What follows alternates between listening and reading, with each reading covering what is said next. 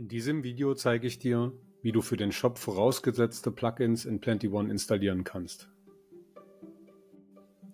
Zum jetzigen Zeitpunkt funktioniert der neue Shop noch nicht ganz ohne Plugins. Daher solltest du kurz sicherstellen, dass alle notwendigen Plugins installiert und bereitgestellt sind.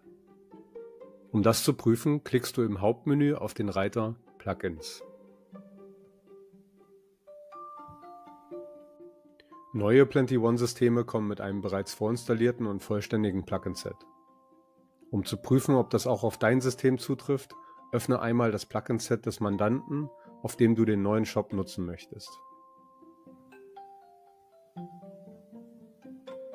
Du solltest nun eine Liste sehen, die den Plugins in meinem Beispiel ähnelt. Falls ein wichtiges Plugin fehlen sollte oder du gar kein Plugin-Set vorfindest, blende ich dir hier eine Anleitung ein, die dir erklärt, wie man Plugins in Plenty One installiert.